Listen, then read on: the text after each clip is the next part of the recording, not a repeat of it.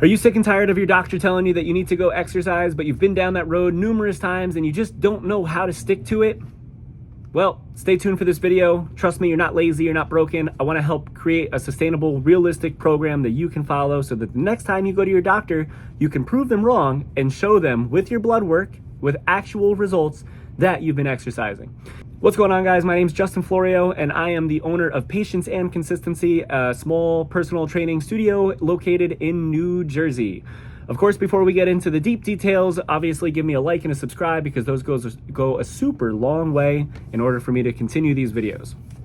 Let's talk quick about the why. Why do you exercise? Why do you want to exercise? Obviously, you went to the doctor and your doctors told you that you should start exercising. Maybe it's a health concern. Maybe you're maybe a little overweight. Maybe you're pre-diabetic. Exercise is the end-all be-all. I mean, if you went onto ChatGPT and asked what it could cure, it is probably an endless list of things. You know, when people are having fertility issues, it's exercise. Maybe drop the alcohol. No matter what, it's going to be some kind of health-related issue. So exercise is the end-all be-all. Why else do you want to exercise? Maybe to boost your confidence, maybe to be a good role model for your kids or your wife, your significant other, whatever the case may be. There's a lot of different whys on why you'd want to, and sometimes it's not really why you want to. Maybe it's more the matter that you just kind of have to get into a new routine of finding exercise. And before I start talking about who you should be exercising with, let's talk more about exercise, the term of exercise. That's a broad word, right? Think about food. Food can mean anything. Someone telling you that you should go eat food, is it potatoes, potato chips, fruits and veggies, ice cream, fruit stacks, right? And the same thing with exercise. It can mean anything from bodybuilding, strength training, powerlifting, CrossFit, boot camp type classes, to your cardio where it's biking, running, swimming, or some kind of fighting, karate, jujitsu. They all go hand in hand with exercise. Within this video, what I want to emphasize is strength training so that we can build muscle, because that's most likely what your doctor's looking for, and muscle will absolutely enhance and help any of the medical reasons why your doctor suggested you go and exercise. I'm not saying that any of the other things don't. I'm not trying to be biased on strength training. I just feel like muscle is the end all be all. And you can build muscle with the other things. If you're doing jujitsu and karate, maybe throw a day of strength training in. If you're doing a lot of strength training, maybe get a little bit of cardio in, or maybe try some karate or jujitsu. And if you don't want to do jujitsu and karate, don't turn this video off. I promise that's not what we're going to talk about. So the who on who you should exercise with. Should you go to a personal trainer? Should you go to a boot camp? Should you go to one of the big classes like CrossFit or F45 or Orange Theory? Should you do an online program? Let's talk quickly about those. How do you find someone who you can trust? So personal trainers and boot camps and even the online training, the best way to go about trying to find someone that you can trust is just reading the reviews and really trusting that they're genuine reviews. You can get a pretty good idea by the reviews if they're heartfelt or if they're just kind of made up by a lot of friends and family. Obviously, look at the last names of the people and see if there are a lot of similar last names. Reading reviews and then trying to ask around. You know, we have this technology today of Facebook or Instagram where you can just shoot something out and say, hey, has anyone ever tried this gym before? And then you can get some pretty genuine answers if they're good or not.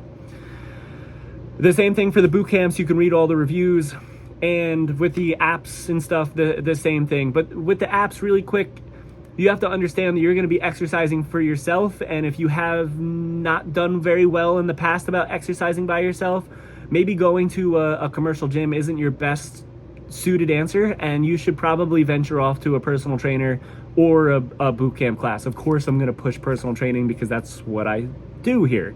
That is the main part of my business. You'll know pretty well the first session if you are going to do well with the personal trainer or the boot camp classes. Okay, you'll get a pretty good gist if you enjoy it. If it's a horrible vibe, even just from the initial phone call that you have with a personal trainer, you should have a pretty good idea if you should trust them or not. You know, something that I explain to a lot of my new coming clients when they call me initially is I explain to them that I'm not here to beat you up. I am here to help you understand and teach you how to create a sustainable program. And I think that's the selling point for a lot of people.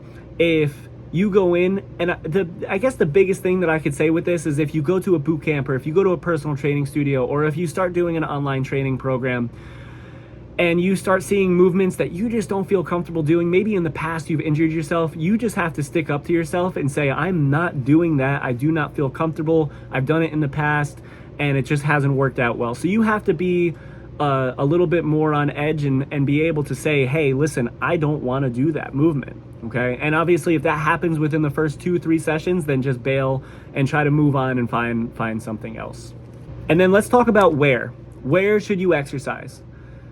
Again, we talked about going into a commercial gym. If you've done that in the past, I'd probably avoid that whole scene because you can get lost. There's so many different movements. When you go to a commercial gym, you should probably have some kind of an app going on where you follow it so that you have structure and accountability.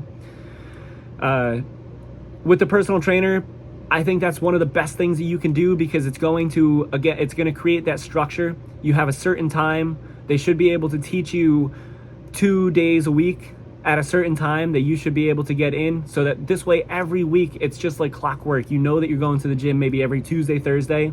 And then for the gym, for like the membership gyms, the same thing. You know, they're super flexible. Personal trainers might have a little less flexibility within their scheduling. That could be another deterrent for a personal trainer. You might have to, maybe you really like someone, but you have to venture off and try to find someone that has more flexibility within their schedule. And that's probably another telltale of if a trainer is good. If they say, hey, listen, I can do any time on Wednesday, that's probably not a good sign because that means they're not busy. And if they're not busy, that means their product probably isn't the best. But for the big like boot camp type classes, if you know, they have flexibility because they're going to be running classes nonstop from 5 a.m. pretty much to about 6 p.m. at night. So maybe that's a little bit better for you. But let's talk about the frequency of how much you should be exercising, especially if you're a newcomer and you've never exercised before. I think everyone has this idea in their head that they have to go super hard in the beginning. They have to go and do it 5 days a week because they want to get to a point of where they weren't before. And they think if they go really hard in the beginning, they're going to get there faster. But all that's really going to do is lead to burnout, and you're not going to end up sustaining the program. The biggest thing with finding a sustainable and realistic program is understanding that life is going to throw some really crazy Tim Wakefield knuckleballs at you, and you have to be willing to understand how to venture off and going forward. You know, my wife has this awesome analogy with nutrition, and it's if you're driving your car and you get a pop tire, do you get out of the car and pop the 3 other tires, or do you just fix the tire and move on? And it's the same thing with fitness.